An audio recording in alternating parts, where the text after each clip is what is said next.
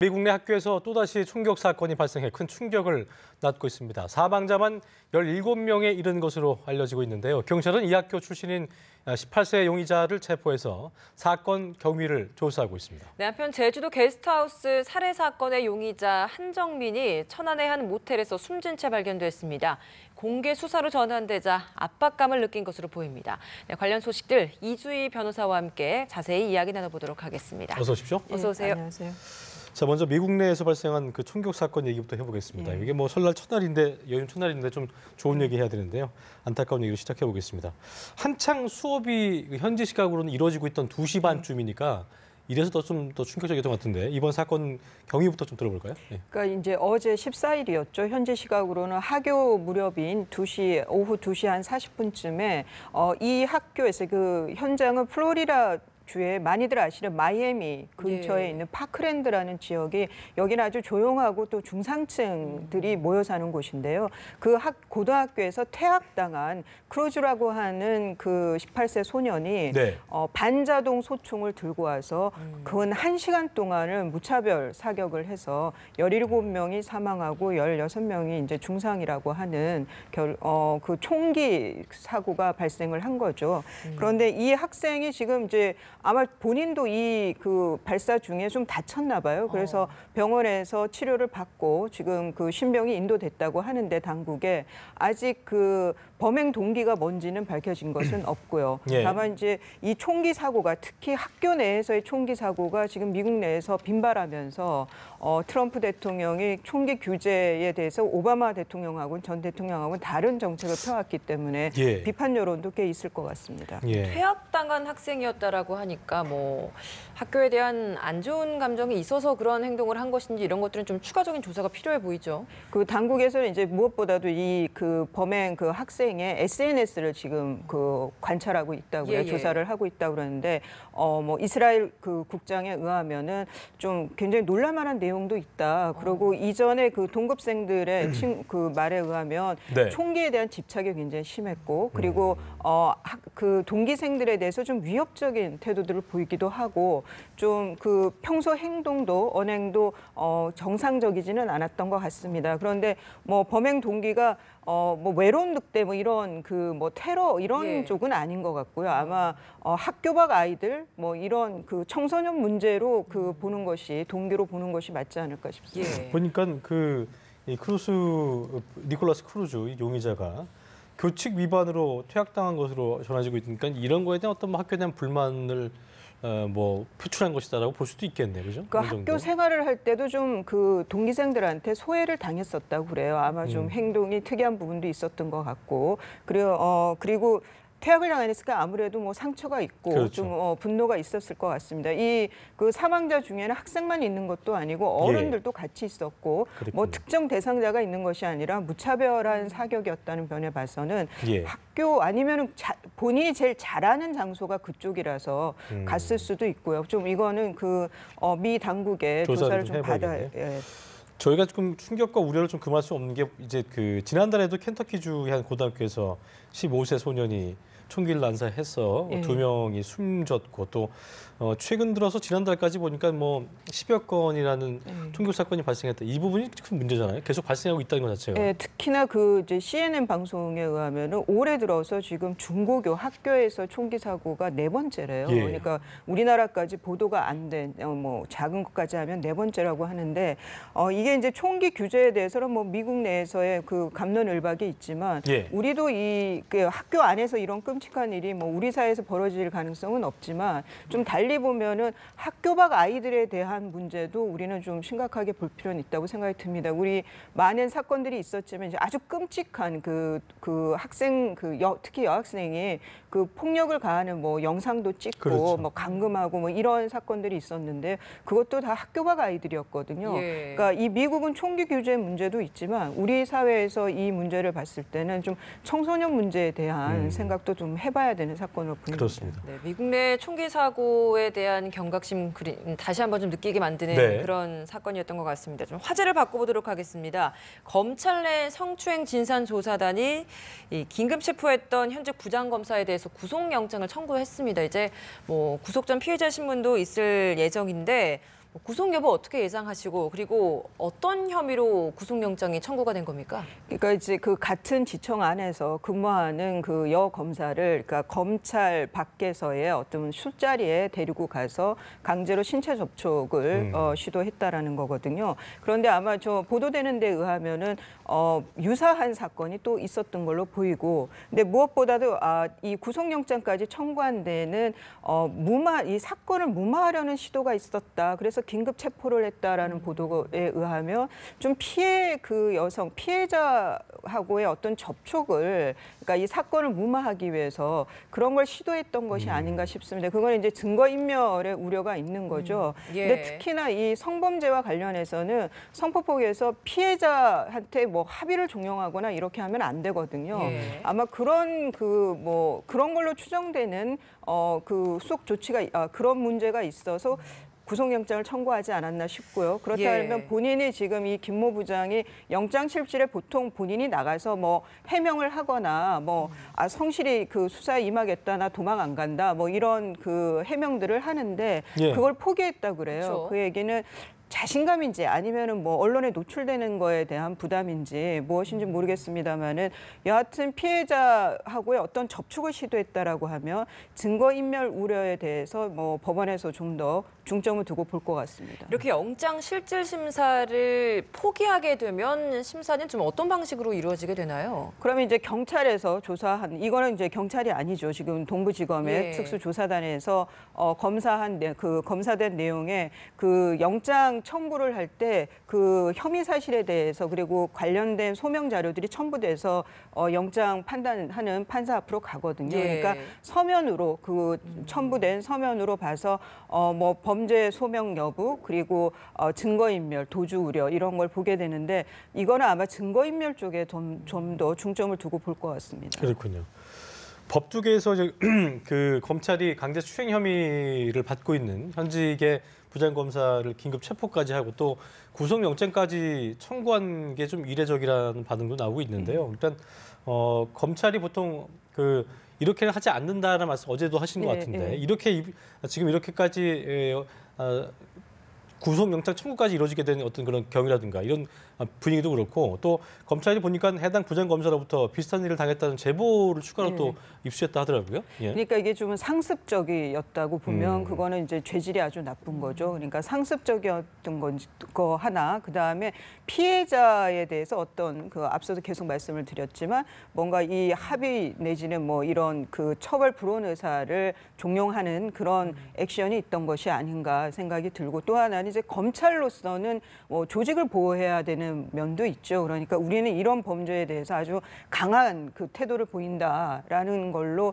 좀 구속영장을 청구한 면도 있어 보입니다. 예, 서지현 검사의 성추행 사건 수사도 좀 아무래도 계속 함께 진행될 것으로 보이는데 안태근 전 검사장을 피해자 신분으로 소환 조사한다고 하는데 이게 공소시효가 끝난 사건들도 피해자 신분으로 소환할 수 있는 겁니까? 이 피해자 그 혐의는 저 성폭력 범죄 강제추행하고는 상관이 없고요. 그러니까 그 일 이후에 2014년에 서지현 검사가 직무감사를 받거든요. 예. 그때 안태근 그 당시 그 법무부에서의 2014년에 기획조정실 실장을 맡았어요. 그러면은 이제 검찰의 어떤 그런 그 인사상 뭐 직무감사라든가 이런 것을 특정인을 표적으로 해서 뭐 시행할 수 있도록 할 만한 위치에 있었다고, 위치는 그런 지위는 그런 데 있었다고 볼 수 있죠. 그래서 이 2014년에 직무감사를 벌인 거 그리고 2016년에 통령지청으로 발령을 낸 것, 이것이 다 안태근 이 피의자가 직권을 남용해서 이런 그 인사상 보복을 가한 것이 아니냐라는 그 혐의에 대해서 피해자로 부른 것입니다. 그래서 피의자 신분은 이 직권남용이지만 이 직권남용으로 가는 그 전제가 됐던 것이 2010년에 강제추행 문제이기 때문에 그 문제도 그 사건도 진위 여부에 대해서는 조사가 이루어질 겁니다. 그럼 이렇게 조사를 해서 결국 이제 직권 남용을 했다라는 것이 사실로 드러난다면 처벌이 가능한 겁니까? 직권 남용이 처벌이 가능하죠. 지금 뭐 박근혜 전 대통령 사건에서 많이 거론된 건 직권 남용이죠. 뭐 이것 때문에 구속이 될지 어떨지는 모르겠습니다만은 죄질은 상당히 많이 인사 보복이 있었다 그러면 죄질이 상당히 안 좋은 거죠. 근데 궁금한 게 인사상 불이익이라는 정의를 어떤 식으로 내리는가에 대한 것도 좀 궁금한데 판단을 이제 법원에서는 충분히 그 전에 성과들을 보고 나서도 일로 갈 만한 친구가 아닌데 보냈다는 걸 보면서 어떻게 보면은 불이익이라고 판단을 하는 건가요? 근데 사실 이게 좀 그러니까 어려운 문제이죠. 네. 이게 뭐 저기 숫자로 수치화되어 있기도 하고 아닌 예. 부분도 있기 때문에 예. 그렇지만 이제 이 그 직무감사를 서지영 검사, 여주지청에 있던 서지영 검사에게 직무감사를 한 것이 그 지청이 전부가 한 게 아니로 예. 이 서지영 검사 개인으로 온 직무감사였다라고 한단 말이에요. 그렇다 그러면 그 지시를 누가 내렸는지를 올라가면은 그 정점이 누군지는 알 수 있겠죠. 만약 그것이 안태근 당시 실장이라고 그러면은 많이 이상한 뭔가 거죠. 보복상에 예, 예. 처벌 수위는 하기에는. 그러면 어느 정도로 예상을 할 수 이거는 있는 거죠? 법정형이 5년 이하입니다. 예, 그래서 뭐 이것이 이제 뭐 실형이 나오고 지금 박 전 대통령의 경우에는 너무 중대한 결과들이 예. 있어서 실형이 나옵니다만은 좀 그 보통의 경우에는 그렇지는 집행유예 않은데요. 정도로 그렇게 나온다 하더라도. 예. 그렇습니다. 알겠습니다. 자, 화제를 좀 또 바꿔보겠습니다. 제주도 게스트하우스 살인 사건 저희가 어제 같은 이 시간에 예, 예, 짚어봤는데요. 저희가 뭐 그 화면 영상 보면서 웃고 있는 모습 보면서 사이코패스에 대한 얘기도 했었는데 이 한 용의자인 32살 한정민이 어제 오후 3시경이었습니다. 숨진 채 발견이 됐습니다. 경찰이 공개 수사로 전환된 지 하루 만이었는데 아무래도 뭐 그 화면의 모습과는 다르게 예. 압박감을 느꼈다 이렇게 볼 수밖에 없겠죠. 이제 제가 어제 그래서 이 자리에서 그 그렇죠. 극단적인 범죄나 뭐 행위 그런데 이제 방송이라서 자살이라는 표현을 좀 쓸 수가 없어서 예. 그랬는데 극단적인 선택이 본인을 향해서로 이제 결론이 났죠. 근데 뭐 어떻게 그 마지막 그 소원이었었는데 천안까지 어떻게 이동했는지 이런 거는 이제 향후 경찰에서 수사를 해봐야 되겠지만 예. 뭐 이미 사망한 상황이니까 이 그 이 그 성폭력이나 살해 과정이나 이런 것들이 이제 다 베일에 쌓이게 그렇죠. 된 거죠. 그리고 또 하나는 이제 분명히 여죄들이 있었을 텐데 그런 것들도 이제 다 묻힌 상황이 됐습니다. 근데 무엇보다도 이제 이 숙박업소의 주인도 못 알아볼 상황이었다는 거잖아요. 그러니까 만약 이렇게 결과가 나지 않았으면 도주가 좀 더 자유로웠을 수도 있겠다. 용이하게 할 수 있었겠다는 그런 상상이 것도- 되더라고요. 예. 예. 말씀하신 것처럼 지금 이렇게 용의자가 사망을 해버렸기 때문에 범행 동기가 무엇인지 그리고 그렇죠. 뭐 어디에서 이 살인 사건을 일으켰는지 이런 것들이 다 미스터리로 남아 있는 상황이란 말이죠. 경찰 조사가 좀 필요할 것 같은데 어디까지 나온 뭐 결과가 있는지요? 뭐 부검 결과로는 뭐 성폭력은 미수로 된 것 같고요. 예. 그리고 그 상황에서 저항이 너무 세니까 아마 그 목을 조르는 살인을 한 것으로 보이는데 이것이 이제 그 피해 여성의 유족들 입장에서는 너무나 좀 아무리 이제 결과가 사필규정이라고 생각할 수도 있지만 그러니까 밝혀진 것이 아무것도 얼마나 없어서 답답하겠어요. 그러니까요. 그 고통이 훨씬 심할 것 같습니다. 근데 피의자가 죽었기 때문에 뭐 어떻게 할 수 있는 방법은 없는 거죠. 그런 경우에 이제 그 사망한 경우에 공소권 없음으로 그냥 이 사건이 종결이 됩니다. 하지만 이 사건의 경우에는 뭐 좀 아무리 유력한 피해자가 사망한 상태라 하더라도 좀 밝혀볼 것은 밝혀보지 않을까 그런 기대를 합니다. 이게 보니까 결과론적인 얘기겠습니다만 용의자가 숨진 채 발견되니까 하다 보니까 경찰의 어떤 초동 수사 좀 미리 잡았으면 되지 않았겠냐는 게 부실에 대한 지적도 나오고 있더라고요. 뭐 유력한 용의자였던 한정민에 대해서 그 사람의 사망 결과도 안 나왔을 수 있고 이전에 이 한정민이 불구속이 아니라 구속된 상태로 그 재판을 받았더라면 이전에 중간간 사건에 대해서요. 예. 그러면 정말 아까운 목숨 그 피해 여성의 생명도 살릴 수 있지 않았을까 하는 뭐 여러 가지로 결과론적입니다만은 아쉬움이 많고 또 이 성범죄자의 경우에 이제 불구속 기소를 하는 경우가 이 범죄 양태에 따라서 좀 이렇게 천양지차로 차이들이 있는데요. 이렇게 많이 좀 어느 경우는 구속이고 어떤 경우엔 불구속이고 하는데 중간간 기수를 불구속으로 상태였다라는 것은 저는 조금 납득이 안 갑니다. 그 기준이 뭐 어떤 식으로 정해져 있는 겁니까? 그러니까 뭐 추행이라든가 예. 이런 것이 이제 경미한 경우에 약한 경우에는 불구속으로 하고 아니면 또 피해자하고 합의를 한 경우에는 또 불구속으로 재판을 받고 뭐 피해자하고 합의가 되고 뭐 이러면 또 집행유예로 나오기도 하고 그럽니다. 근데 또 피해자가 숨진 상태였기 때문에 더 엄하게 또 중하게 봤어야 되지 않나 생각이 들기도 하는데. 이전 사건의 경우에는 이전 이제 사건. 그 피해 여성이 그쵸. 그냥 고소한 상황에서 이제 아마 좀 완강하게 범행을 부인하고 합의에 의한 것이었다고 완강하게 부인을 했던 것 같고, 그런 것들이 뭐 재판부에 좀 영장 전담 판사에게 좀 많이 어필이 된 것 같은데, 여러 가지로 결과론적인 비판입니다만 아쉽습니다. 알겠습니다. 네, 마지막으로 짚어볼 사건이 이제 오늘 오전에 피의자 신문으로 불려 나와서 검찰 조사를 받고 있는 이학수 전 삼성그룹 부회장 이야기입니다. 미국에서 진행됐던 다스 BBK 투자금 반환 소송에서의 소송 비용을 대신 내준 혐의를 받고 있는데, 오늘 조사에서 이제 이게 뇌물 수사다라고 좀 못 박은 점을 저희가 좀 짚어봐야 할 것 같습니다. 이건 어떤 의미라고 분석해 볼 수 있을까요?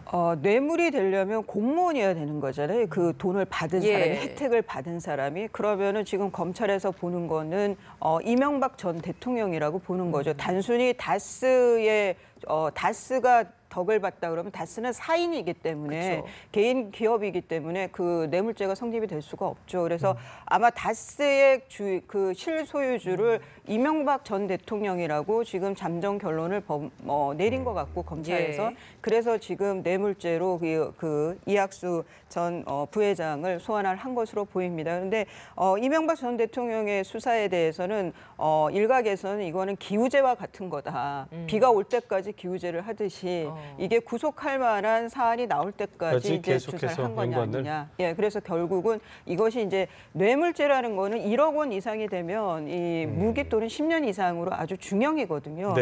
그래서 그 사안에 대해서 검찰이 이것이 구속영장 청구하기에 가장 좋은 그 사안이 아닌가라고 판단한 걸. 그런데 만약에 그 아까 이제 기자 질문이 취재진이 다스와는 관계가 없는 삼성이 왜 대납을 해줬냐 얘기를 했잖아요. 그러면서 만약에 그 돈이 이명박 전 대통령한테 흘러 들어간 정황이라든가 그런 어떤 증거를 찾지 못하게 된다면 그것도 좀 이제 검찰 입장에서 애매할 수 있는 부분인 거죠. 그러니까 이 혐의 사실은 지금 그런데 대납을 했다 이런 내용들이, 그러니까 미리 돈을 내고 나중에 받는 조건이었는지 이런 거는 하여간 좀 더 조사가 돼봐야지 알 것 같고요. 그리고 지금 삼성도 그 BBK에 그 투자한 게 있었어요. 다스도 BBK에 투자를 했지만, 그래서 삼성도 이 김병준 관련해서 주가 조작 관련해서는 채권자 중에 한 쪽이었거든요. 여러 가지로 좀 더 추이를 지켜봐야 될 것 같습니다. 알겠습니다. 지금 검찰이 이 부분에 대해서 계속해서 이명박 전 대통령이 연결고리다라고 주장하는 것 중에 하나가 이 소송비를 대납을 해준 이후에 이건희 삼성전자 부회장이 특별 사면을 원포인트 특별 사면을 받았다는 점을 지금 근거로 들고 있는 것 같거든요. 여기에 대가성이 있다라고 주장하고 있는 거죠. 그러니까 대가 관계가 있어야 되는 거죠. 이게 지금 지금 검찰에서 만든 그림에 의하면은 다스의 실소유자는 이명박 전 대통령이었고, 근데 그 다스를 위해서 삼성에서 그 수십억의 외국 미국계 로펌이니까 돈이 얼마나 많이 들었겠습니까? 그 선임료를 대납을 해줬다. 그 얘기는 혜택을 받은 곳이 다스가 되는 거죠. 그러면 이제 제3자 뇌물 제공이 되는 건데, 그렇다 그러면은 부정한 청탁이 있어야 되는 거예요. 아니면은 그냥 그 단순 수뢰죄라 하더라도 대가 관계가 있어야 되는 거고, 거기가 그 삼성이 얻을 이익을 이건희 당시 회장의 특별 사면이 그 대가였던 거 아니냐는 건데, 이거는 만약 이 내용 그대로 기소를 한다고 했을 때 법원에 가서 굉장히 다툴 만한 여지가 많아 보여요. 왜냐하면은 안종범 전 수석의 수첩처럼 뭔가 청탁을 했다는 증거라든가 이런 게 없는 상황에서는 우리가 정황만 보고 이렇게 되면 받았다고 볼 수 있는 거 아니겠어라고 쉽게 내릴 수 있는 판단은 아닌 거잖아요. 그렇죠. 그리고 이 지금 그 특별 사면의 경우에도 지금 평창에서 그 올림픽이 열리고 있습니다만은 이건희 당시 회장이 IOC 위원으로서 좀 활동을 해줘야 된다. 이 올림픽 유치를 위해서. 그래서 또 결과적으로 그 많은 활동을 했고 유치가 됐거든요. 그래서 이건희 회장의 공이 크다란 말들이 많았었고요. 그래서 이런 대가 관계에 대해서는 좀 그 추후에 이것도 또 지켜봐야 됩니다. 결과적으로 검찰과 이명박 대통령 측 간의 어떤 그 법률 공방을 갈 가능성이 크다 이렇게 볼 수 있겠네요. 알겠습니다. 지금까지 이수희 변호사와 함께 각종 사건 사고 소식 짚어봤습니다. 오늘 말씀 고맙습니다. 고맙습니다.